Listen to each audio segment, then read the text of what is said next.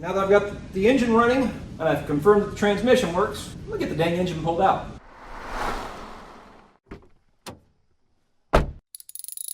Why? Well, because there's a whole bunch of wires that run behind the tar board from here all over to here and over into here and here over to here for the tail lights. This is all in the way of. And yeah, okay, I could pull the fan shroud and pull the generator and pull that stuff out, and then I could get to the tar board and pull it out. But you know what? Honestly, it's just going to be a lot easier just to drop the engine. I'm going to go through and disconnect all the wiring from the engine, accelerator cable, fuel line from the fuel pump. This nice bypass filter that I'm going to have to figure out what to do with down here. It's not a bad idea, but it's by no means something I plan on keeping. I've got to do all that stuff, disconnect the heater boxes underneath, and then of course unbolt the engine from the transmission and then drop it down. But anyway, it's now 10:37. Let me see how long it's going to take. First things first, I don't think I'll have the battery connected, so I don't have to worry about disconnecting that. Fuel line, get that popped off.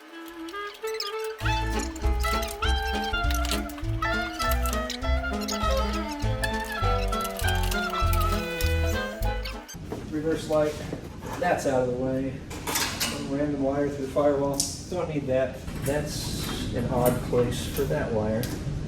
Could be why this voltage regulator wasn't charging, but who knows, we'll figure that out later. I might swap that out to an alternator while the engine's out. I saw it throwing sparks when it was running. I did a couple tests on it off camera the other day, and I could not get it to output any power, and now that I see the wiring, I can see maybe that's the reason why. Well, that's disconnected, that's disconnected. Fuel line in the top, out the bottom. That fitting and that fitting got to be disconnected for that filter, and then everything up here is good, and then I have to go underneath the car. Not getting nothing out of there. Didn't get anything out of there either. I wonder if that thing was actually even doing anything. The weird one is this, that guy right there. And that little fitting there that goes into the generator stand is just very, very weird. It's got some sort of fitting that goes into a stud, which I wonder if they actually drilled that stud out or if it's a hollow 8mm stud. It'll be interesting to find out when I pull it apart. All right, so that one's good, that one's good.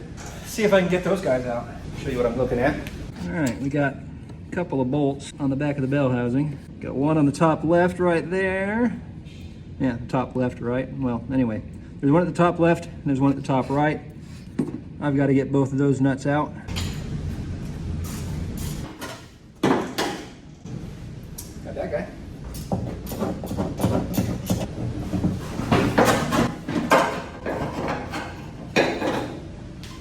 Got that one out. There, now you can see the threads, maybe, on that guy, and over there on that guy. Those nuts are off. So now I can work on the ones down below. All right, what am I doing down there? Heater cables, fuel lines already disconnected. Nuts for the engine, the transmission. So probably just gonna be heater cables down below and the two nuts. So an 8 and a 17, hopefully, should be all I need. Bye guys. Heater cable 1, 8mm. Now whether or not it comes free, that's a good question. It's free. Heater cable 2, still connected. Disconnect. Now the fun part, because this thing is filthy underneath. Heck, I can't even see the darn heads of these bolts. You guys got to see this, or rather not see this. All right, so in there and in there are the heads of the nuts. I've got to get them exposed. Pardon me for a moment.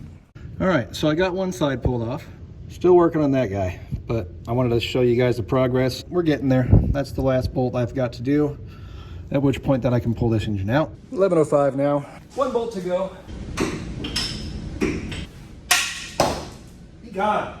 Oh, gotta disconnect the heater hoses, little buddy. All right. Well, with that engine's ready to come out. 11:11. Now, while I don't care about the hoses, I do care about this apron.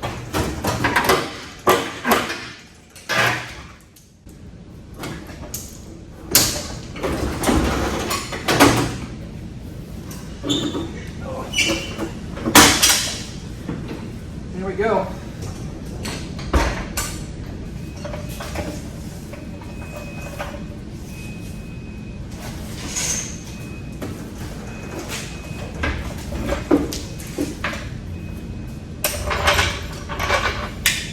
Better than just drop one on the ground anyway.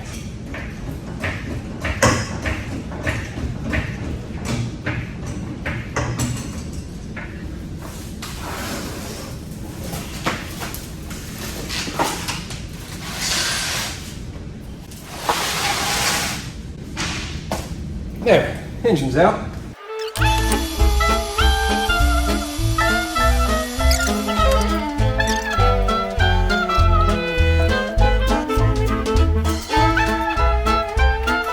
Oh, and not that I bothered paying attention, but 1117. What tools did I use? 9/16 for those bypass lines. Ratcheting 17. Box end of a regular 17, a flathead screwdriver for prying out all the grub and grease and dirt and whatnot, and an 8mm nut driver for the accelerator cable and the heater cables. That's it. Not a whole lot. Pretty basic. And now we can get to, well, we can get that guy out of here because there's no oil in either one of those lines. We can clean up all the tar board. Honestly, I'd like to try and save the tar board, but I don't know if it's going to happen, but I'm going to try. Anyway, I got some more cleanup to do, so. All right, just before I start taking things off this thing, mostly just that, so I can install our collar, so I can put it on the stand. This is what we're looking at as far as stuff on the engine. Obviously missing those guys, which is not all that uncommon. Build up and stuff and whatnots and so forth. Goodness gracious, who knows when the last time those valve covers were actually pulled off. Not much buildup in the cylinder head, so that's good. I'm probably just gonna do a quick vacuum and cleanup on this thing. I'm not gonna do too much, I don't think. We do have like a hole in the fan shroud, that's not good. Those are for the spark plug wire holders, not a big deal. The fan shroud's not sitting in place properly, so I'll definitely take care of that. Maybe scrape off some more of this grease. I gotta pull off that screw and that screw back there so I can get this tin out and get the collar put on and put this thing on the stand, but adjust the valves. And again, I'm probably gonna swap out this generator, but I actually might run this thing on the bench and just do one last check to see if this generator is indeed bad or if it was just the wiring that was done incorrectly. But we'll get there. Again, one of my favorite things. And whenever they put this new oil cap on, they cut it out of the package, and they maybe didn't realize that the shrink packaging was still on, so they never took it off, and guess what? I'm gonna leave it there too. All right, so engine's out on a stand. Everything's kind of cleaned up, vacuumed up, dusted out, and scraped down. I'm gonna start getting to work on pulling all this stuff out of the firewall.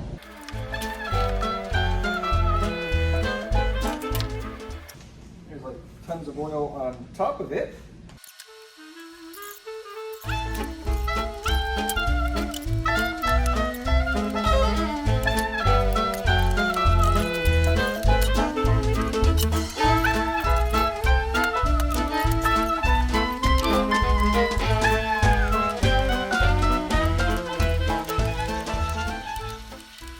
All right, I think I've got all the prongs bent out and the two tabs at the bottom. Let's see how it goes. Good. I hear America outside. Oh, awesome. Woohoo! All in one piece. Main wiring harness comes out here, and these are the wires that go to the engine. We also have a leg for the tail light for the right side. We have a leg off of that goes down to our starter solenoid. And then under that, we've got a wire that runs out for our reverse lights right here and here. And this is our power in to our reverse light switch on the transmission. So now I'm gonna try and pull these side panels without breaking those guys so I can reuse those.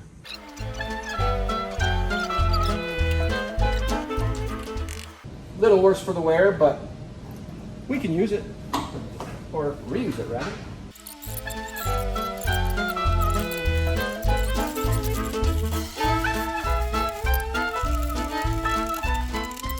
I'm gonna cut all these wires out right now because I ain't gonna reuse any of them. Actually, I'll keep this thick wire right here. I'm gonna keep that one so I can use it to pull the new harness in.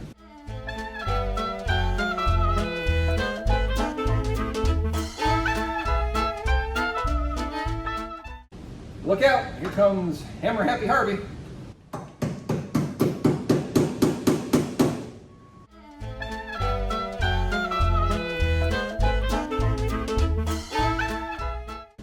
All right, well, camera's almost dead. Okay, my phone is almost dead. And at this point, I'm just gonna do some cleanup, some vacuuming and whatnot. But now, we've got our engine compartment cleaned out. Firewall seal is out, rear engine seal is out, all the tar board's out. I'm gonna probably do another pressure wash in this area tomorrow. I didn't bring my pressure washer in today. Before I start pulling new wiring in, and then addressing some other issues. Swing axle boots need to be replaced, rear engine seal, firewall seal, new clutch cable, new accelerator cable, stuff like that. In the meantime, I'm just gonna clean up and then charge my phone. All right, after round 2 of pressure washing, under the trunk, inside the car some more. Luckily our floor has drain holes, so that helps when you fill it up full of water. All the sunroof and all that fibers, junk all over the interior, and hopefully it should make it a little bit easier when it comes time to work in here. And then our engine compartment is nice and cleaned out, and I got a lot of the grease and gunk and junk off the swing axle boots, so that'll make replacing those a little bit easier. So at this point, finally, I think I might be ready to pull some new wires. Maybe. But that'll be in the next video. Later, guys.